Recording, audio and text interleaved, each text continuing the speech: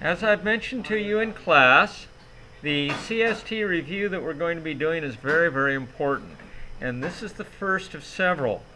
And in this particular video, I'm covering questions 1 through 10 that are in the release questions from the state of California. Now you can get those also at Science Geeks. They are in the same sequence, and you will find that they do scramble the answers. So that it's very good to go to either that or the printed page, which you can get under quiz test reviews on my website. So right now, what I'm going to do is I'm going to, as I let the video run, I'm going to show you different pages for different questions with the answers in the top right corner.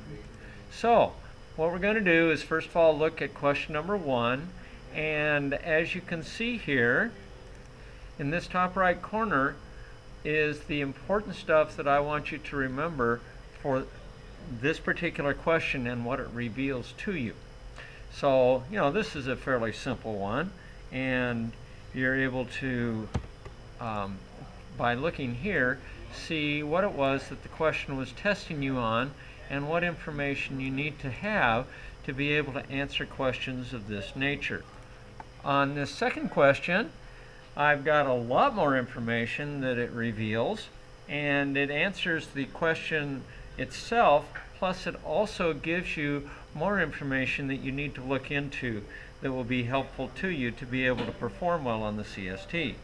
And as I mentioned in class, the CST good performance can raise your grade by 1 entire grade, and you can have that for either the first or second semester of this course. So let's continue. Okay, this question is obviously dealing with gas laws, and as you will see, the question warns you that you need to remember the gas law formulas and how to use them. And basically there's 2 gas law formulas that you need to know about, and that's the PV equals nRT. You need to know that P is pressure, V is volume, and that they must be in atmospheres for pressure and liters for volume. That N is 0.0821, that is a constant. That, I'm sorry, R is 0.0821, N stands for moles and must be in moles, and T of course stands for temperature and must be in kelvins. Now down here you can have any unit of measure, but this allows you to do problems where you have changing of the variables. Up here, PV-nRT is one that you use when no variables change. So you need to be able to use these 2 formulas effectively, and you will do well on the CST with any gas law problem. Here, to make a long story short, CO2 is heavier than oxygen, and as such, what it does when you use a CO2 fire extinguisher like they're talking about here, it will separate the oxygen from the fire or from the reactants that are making the fire. And so I've given you an example down here of methane, which is the stuff that comes out of your stove if you have a gas stove, and methane and oxygen give you carbon dioxide and water plus a lot of heat. And so that's the takeaway for this particular problem. This problem warns you that the Pythagorean theorem, which is simply a squared plus b squared equals c squared, is going to be necessary for you to know and understand so that you could solve a problem of this nature. And in this problem, each of these sides is exactly the same length, like the side 2 to 3, and 6 to 5, and any numbered side to any other numbered side. The hypotenuse of the triangle is the line marked D, and so you can take each side is the same. They are all 2 angstroms, and this guy is your unknown, the C. So 2 squared plus 2 squared is going to equal D squared. And that's how you solve this particular problem. For this guy, you need to know that theory and a hypothesis are quite different, and you need to know what that difference is and the definition of both. All right, in this question, you'll need to understand the definitions of observation, inference, theory, and hypothesis. So you need to look those up in your textbook. And don't quote me on this because you need to look those up for yourself and give the page numbers and explanation for why this guy is actually what? Letter C, which is a theory. Okay? In this question again, you need to know what an ideal gas is and what are the hypotheses that stand behind these 5 guys here, that stand behind the model for an ideal gas.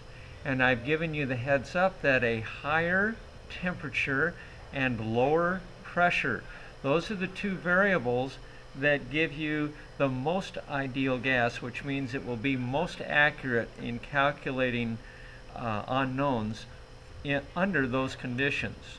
So the higher the temperature and the lower the pressure, those are the 2 guys that are important for you to understand there as well.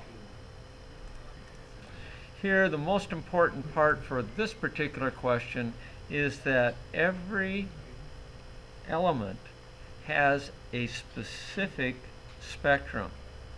And that's what this is saying here, I guess, that a metal is heated in a flame. The flame has a distinctive color. Well, they're referring to the spectrum. Okay, so if you have a spectrum and you're looking at it, that spectrum, as I've stated here, analyzing that will tell you exactly what's in the star and every element that is there. So because every element has its own unique spectrum, you've got it licked and you don't have to go to the star and collect data at the star itself, which would be impossible, of course. And then your final one right here, we are simply looking at silver to palladium, which is silver and palladium. We're comparing these 2 to see as we go to an increasing atomic number, increasing atomic numbers go left to right. Okay? As we go from the palladium to the silver, is it getting bigger or smaller? And of course what they're looking for right here is elements, the ordered pairs of elements that show an increase in the atomic number. And so this particular question, as you'll see here, is answer letter D. Now I'm going to go back and show you the answers for each of the questions and how a typical class did on each question. So here you see the overall performance of a typical class, and this happened to be my 3rd period, and what we're doing is showing you the overall right number of answers in green, those that did that, and we're just going to go from one question to another now, and I won't need to talk. You'll see the results for yourself. Wow, pretty good, huh? 100%. Just a little off. Okay, 1 or 2 people marked 1 wrong answer.